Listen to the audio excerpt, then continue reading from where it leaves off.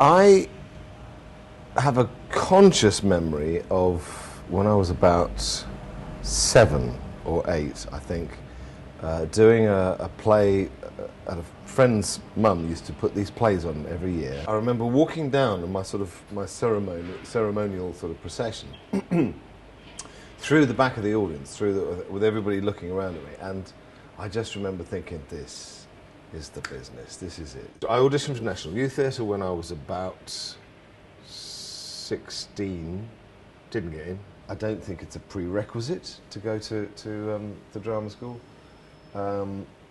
Some people suit drama school more than others. I joined a drama group based in Leatherhead Theatre, Thorndike Theatre, Leatherhead. And it was run by a wonderful, wonderful woman. She said, we need to talk about you going to drama school. I thought, oh, okay. And she said, I think you should audition for LAMDA. And she says, I'll work on your piece with you. And so she did, and I auditioned for LAMDA and got in quite easily.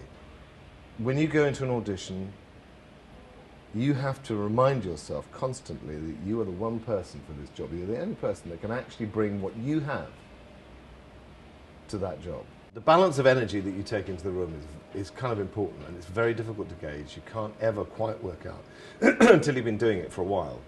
I guess it's sort of like being at a party. If you're at a party and you just want to kind of, it's your party and you're on form.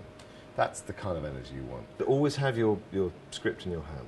You know it, but by having it there, it means that you're not, if you know it completely and you haven't got a script, then you're basically saying, in their eyes, this is it. Also, don't beat yourself up if you don't get a job, because most of it is about what you look like. So much of it is psychological.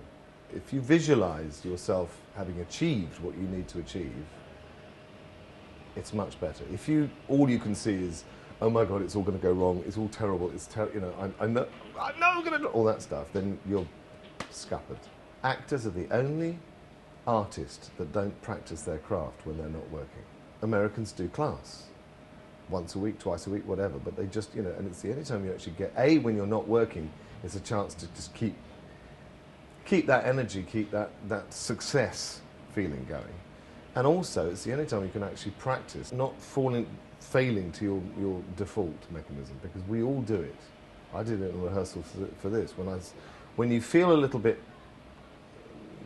unsure, you just go to all your old shtick, all the stuff that you know is not brilliant, but it'll get you through. And you kind of want to learn to recognize that stuff, and just when you see it and when you're aware of it, just go, nope, I'm not going there. Because otherwise, if it gets built into your performance, it just holds you back. When I'm looking at a script first off, I don't write a lot of notes in it. I don't usually write notes in it until we start rehearsal. What I learnt was to find the life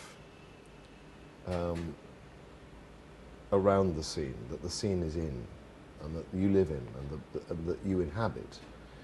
That ultimately, what we tend to do, the English tend to sort of concentrate on the text, and what the Americans do is to find the life around it and to inhabit the life, and then the text kind of does the job for itself. For instance, in 6 Degrees, which is quite a stylized piece, you're looking at little sound bites of action that happen, and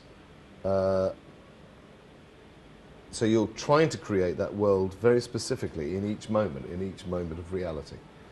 You break down each line to what your intention is for that line. It's all about creating layers, and because we all have so many agendas, as in real life. We've got so much going on in our head, and what we just happen to be saying or doing at that one moment, while everything else is sort of, going on in there. That's what makes people interesting. That's what makes, when you look into someone's eyes, there's loads of stuff going on. So if you can bring a part of that into acting, so that it's rich and it's